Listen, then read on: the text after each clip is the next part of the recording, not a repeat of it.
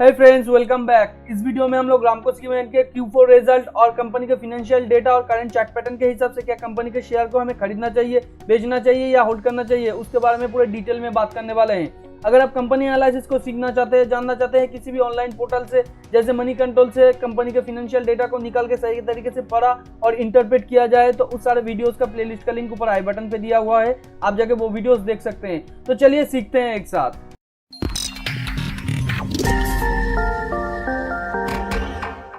तो फर्स्ट हम लोग कंपनी के क्वार्टर 4 रिजल्ट को डिटेल में समझने की कोशिश करते हैं। तो कंपनी का यहाँ पे स्टैंड अलोन का जो क्वार्टर ऑन क्वार्टर रिजल्ट है वो यहाँ पे हम लोग पहले देखेंगे।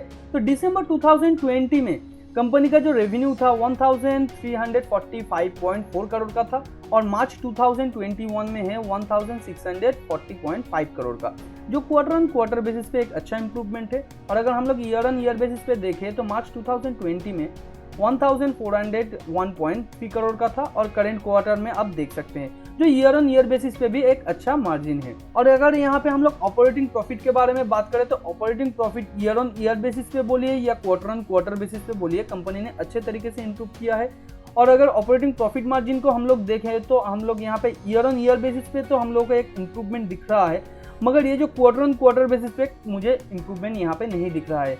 अगर मार्च 2020 के क्वार्टर में देखें तो ऑपरेटिंग प्रॉफिट मार्जिन था 20.9% का और करंट क्वार्टर यानी मार्च 2021 में है 27.54 करोड़ का, जो पिछले ही क्वार्टर है दिसंबर 2020 के क्वार्टर में था 29.65 करोड़ का, जो मोर देन 1% के आसपास कंपनी ने अपना जो ऑपरेटिंग प्रॉफिट मार्जिन है वो घटा दिया है।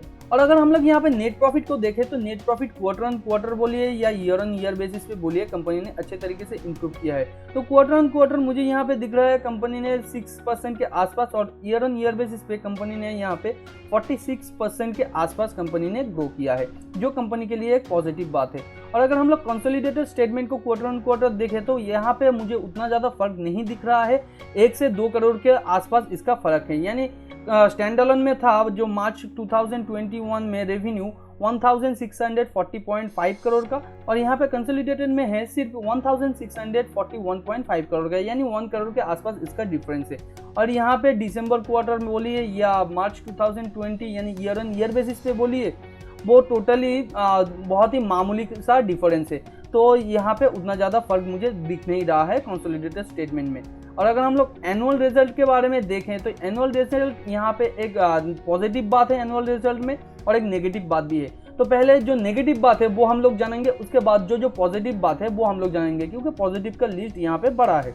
तो नेगेटिव यहाँ पे सिर्फ हुआ है कंपनी का जो year on year revenue growth है वो घट गया है। यानी मार्च 2020 में कंपनी का रेवेन्यू था 5422.8 करोड़ का और मार्च 2021 में है 5321.4 करोड़ का, जो ईयर ऑन ईयर बेसिस पे मोर देन 1% के आसपास रेवेन्यू घट गया है। मगर अगर पिछले 5 साल का या 6 साल का हम लोग डेटा देखें तो मार्च 2016 से कंपनी लगातार अपना जो ईयर ऑन ईयर रेवेन्यू है वो बढ़ा रहा है और मार्च 2016 के बाद मार्च 2021 में ये फर्स्ट टाइम कंपनी का रेवेन्यू गिरा है। और अगर कंपनी का ईयर ऑन ईयर हम लोग ऑपरेटिंग प्रॉफिट को देखें तो कंपनी ने अच्छे तरीके से अपना ऑपरेटिंग प्रॉफिट बढ़ाया है और ऑपरेटिंग प्रॉफिट मार्जिन भी बढ़ाया है। यहाँ पे ऑपरेटिंग प्रॉफिट मार्जिन एक इम्प्रेसिव चीज़ है। आप देखिए पिछले साल 20.98% का ऑपरेटिंग प्रॉफिट मार्जिन था और करंट ईयर में 29.27% का एक प्रॉफिट मार्जिन है, यानी ऑपरेटिंग प्रॉफिट मार्जिन है।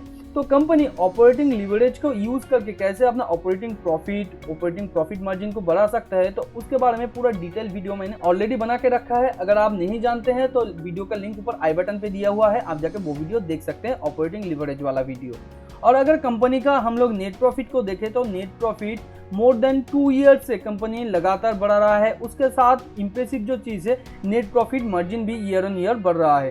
तो नेट प्रॉफिट 2019 में था 510.7 करोड़ का और उसके बाद हुआ था 2020 में 604.1 करोड़ का और करंट ईयर में है 783.6 करोड़ का। और अगर यहाँ पे हम लोग इंप्रेसिव चीज़ को देखें, कंपनी का जो नेट प्रॉफिट मार्जिन है वो कंपनी ने लगातार बढ़ाया है, जो 2019 में था 9.83%, उसके बाद 2020 में हुआ था 11.21% और करंट ईयर यानी 2021 में है 14.43%, जो ईयर ऑन ईयर बेसिस पे अच्छे तरीके से कंपनी ने बढ़ाया है। तो अब अगर यहाँ पे कंपनी के क्वार्टर ऑन क्वार्टर रिजल्ट को बोलिए या ईयर ऑन ईयर रिजल्ट को बोलिए, मुझे उतना ज़्यादा नेगेटिव चीज़ देखने को नहीं मिल रहा है। यहाँ पे नेगेटिव चीज़ एक है, कंपनी अपना जो ऑपरेटिंग प्रॉफिट मार्जिन, जो नेट प्रॉफिट या ऑपरेटिंग प्रॉफिट को बढ़ाया है, वो अपना कॉस्ट कंट्रोल करने के बाद ही इतना सारा बढ़ा पाया है। मगर कंपनी का ये रेवेन्यू बढ़ने से ये नेट प्रॉफिट या ऑपरेटिंग प्रॉफिट नहीं बढ़ा है, ये कंपनी के लिए एक नेगेटिव चीज़ है। मगर यहाँ पे एक देखने की चीज़ और भी है, कंपनी अपना कॉस्ट कंट्रोल कर सकता है। तो कंपनी का ये जो ईयर ऑन ईयर रेवेन्यू घट गया है, इसके अगेंस्ट में कंपनी ने ये हम लोगों को एक्सप्लेनेशन दिया है कि कोविड-19 की वजह से कंपनी का जो काम है वो बहुत जगह पे रुक गया था लेबर शॉर्टेज की वजह से, और कंपनी का जो काम है वो मोर देन 14 मंथ्स के आसपास से ये ट्रैवल में चल रहा है, जिसकी वजह से कंपनी का जो एक कैपेक्स एक्सपेंड करना था जयंतीपुरम में 1.5 मीट्रिक टन पर एनम के हिसाब से, वो अभी तक पूरा नहीं हुआ। कंपनी एक्सपेक्ट कर रहा है 2022 के क्वार्टर 1 में ये पूरा हो जाएगा। उसके साथ और एक जो कैपेसिटी एक्सपेंड हो रहा है 2.25 मीट्रिक टन पर एनम के हिसाब से कुन्नूल में, वो भी कंपनी एक्सपेक्ट कर रहा है 2022 के क्वार्टर 2 के बाद से ये चालू हो जाएगा। तो अगर ये कैपेसिटी एक्सपेंड हो जाता है, उसके बाद कंपनी एक्सपेक्ट कर रहा है कंपनी के year on year revenue growth में या quarter on quarter revenue growth में और भी ज़्यादा हेल्प आएगा, और कंपनी अपना जो सेल है वो अच्छे तरीके से कंपनी बढ़ा पाएगा।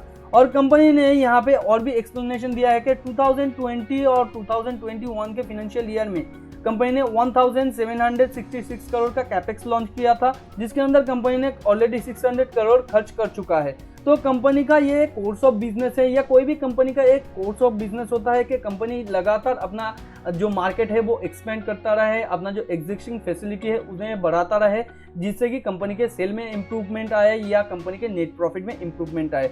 तो कंपनी का अगर हम लोग ईयर ऑन ईयर बेसिस पे ग्रोथ देखें तो ग्रोथ कंपनी का अच्छा है, मगर कोविड-19 की वजह से कंपनी के ग्रोथ में थोड़ा प्रॉब्लम आ गया है। तो अभी मुद्दा मामला ये है कि करंट शेयर प्राइस या चार्ट पैटर्न या कंपनी के फाइनेंशियल डेटा के हिसाब से क्या कंपनी के शेयर को हमें खरीदना चाहिए, बेचना चाहिए या होल्ड करना चाहिए।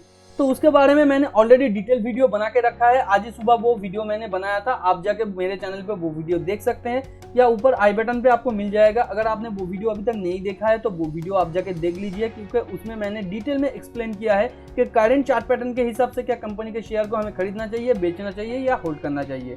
तो उम्मीद करते हैं ये छोटा सा वीडियो आपको नॉलेजेबल लगा होगा। वीडियो के बारे में अगर कोई भी क्वेश्चन हो या आगे आने वाले टाइम पे आप किसी और टॉपिक के ऊपर वीडियो चाहते हैं तो नीचे कमेंट में लिखिए। वीडियो अगर पसंद आए तो वीडियो को लाइक एंड शेयर कीजिए आपके उन फ्रेंड्स एंड फैमिली के साथ जो फाइनेंस और स्टॉक मार्केट में इंटरेस्ट रखते हैं। चैनल पे अगर नया है तो चैनल को सब्सक्राइब करके बाजू में जो बेल आइकन है उसे भी हिट कर दीजिए, ताकि नए वीडियो का नोटिफिकेशन आप लोगों को तुरंत मिल सके। मिलते हैं अगले वीडियो पर, तब तक के लिए अपना बहुत ज्यादा ध्यान रखिए। Thanks for watching and happy investing.